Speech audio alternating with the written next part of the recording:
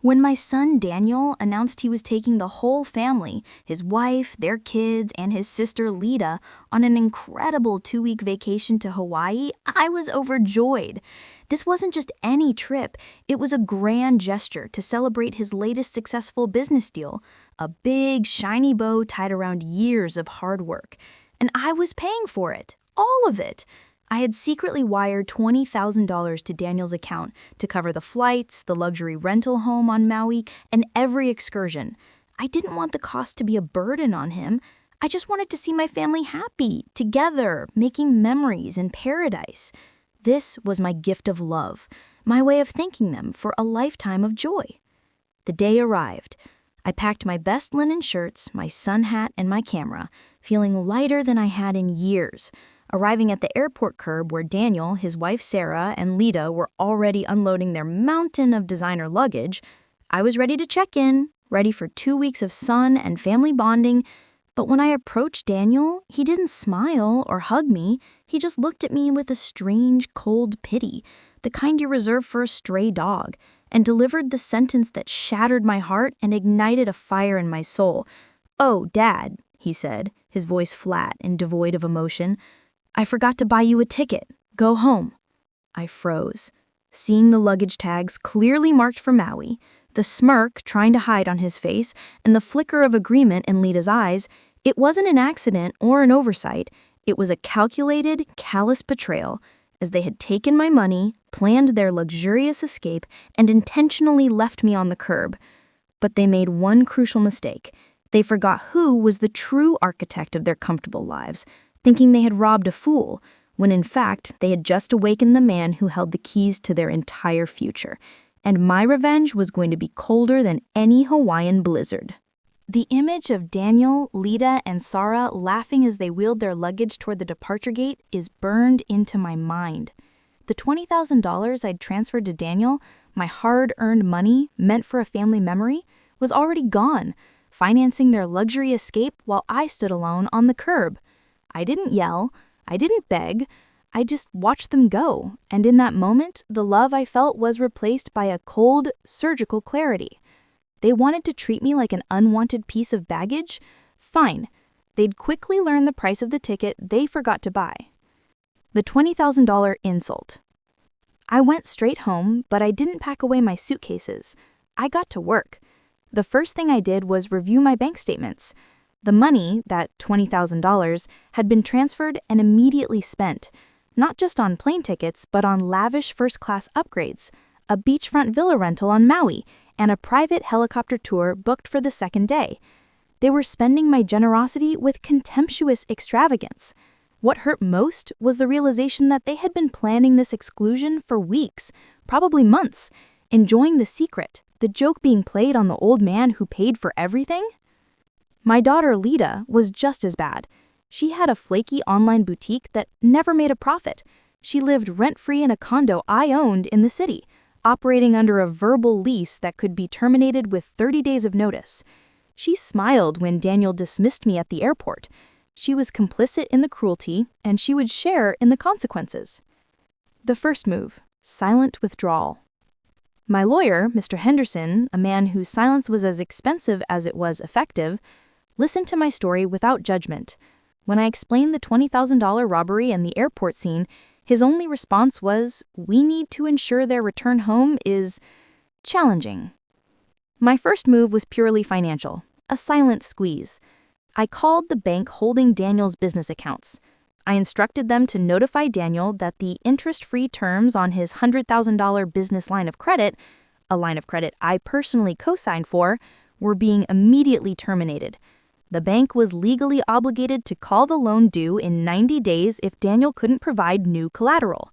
This wouldn't crash his business immediately, but it would inject a massive, paralyzing dose of financial anxiety into his Hawaiian vacation.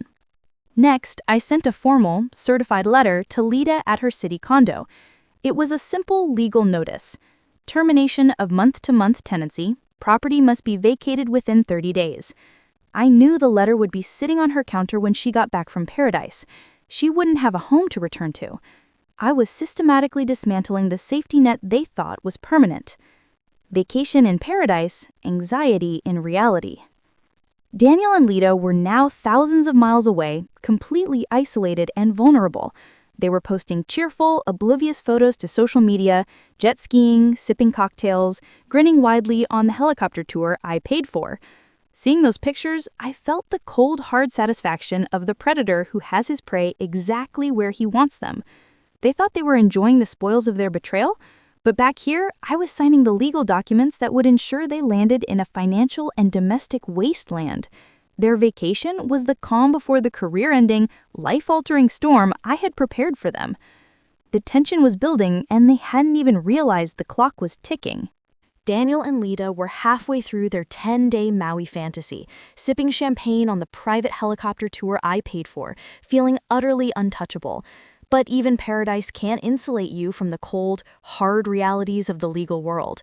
The moment of the turning point shattered their blissful arrogance when Daniel took a panicked call from his business manager, informing him that the bank had suddenly called his $100,000 line of credit due, directly citing the co-signer's withdrawal of support, instantly jeopardizing his Q4 inventory and forcing him to realize his misunderstanding was me.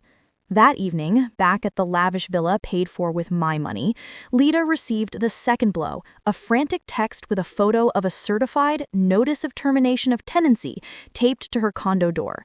The apartment I owned and allowed her to use rent-free was now demanding she vacate in 30 days. The siblings stared at each other, the full, calculated cruelty of my revenge dawning on them. The father they left stranded at the airport wasn't crying into his pillow. He was methodically dismantling their lives, piece by piece, while they were thousands of miles away. Daniel finally called me, not to apologize, but to scream in enraged interrogation, to which I calmly delivered the final, crushing truth. The ticket was the catalyst. This is because of the $20,000 you stole, the years of entitlement, and the contempt with which you treated the man who made your life possible.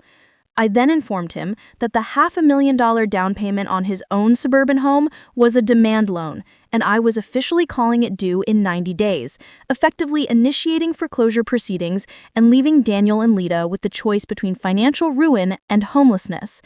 They had traded 2 weeks of luxurious betrayal for a lifetime of debt, and the man they left behind at the airport was now holding the deed to their future. The Hawaiian holiday ended, and the climax began the moment Daniel, Sarah, and Leda stepped off the plane.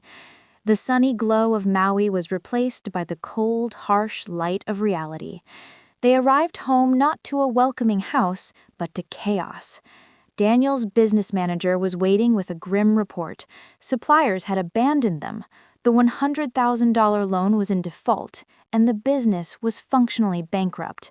Meanwhile, Leda found the notice of termination taped to the door of the condo I owned, giving her exactly 30 days to vacate, forcing her to confront the fact that she was homeless because of her own greed.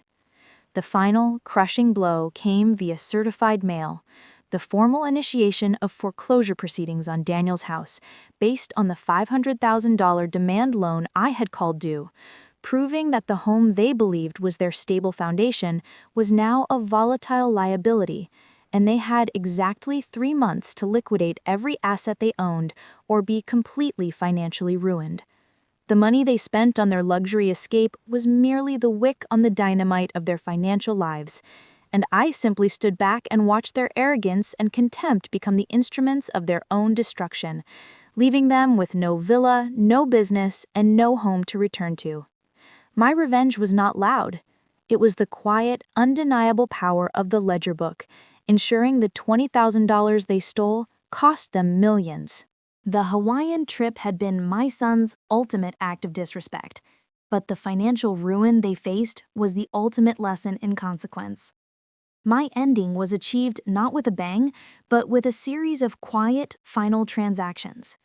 Within a few months, Daniel's business collapsed entirely, and I allowed the foreclosure on his house to proceed, a necessary finality to enforce the demand loan. Leda, unable to find a comparable living situation, was forced to move back to her childhood bedroom at Daniel's house, right before they were officially evicted. A cruel irony of forced family togetherness amidst utter ruin.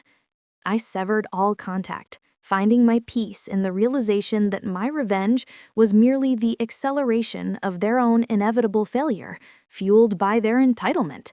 My moral is simple. Money doesn't buy love, but it certainly reveals who is capable of hate. And true wealth is the ability to walk away from those who value your assets more than your humanity. I found my closure not in their pain, but in the silence that followed, knowing my life, untainted by their greed, was finally my own. They sought paradise for 2 weeks. I secured my independence for a lifetime. If this story of betrayal and financial demolition hit home, like this video and subscribe to Iron Revenge. We'll be back next time with the shocking tale of a family inheritance that vanished just hours before the will was read. You won't believe what happens next.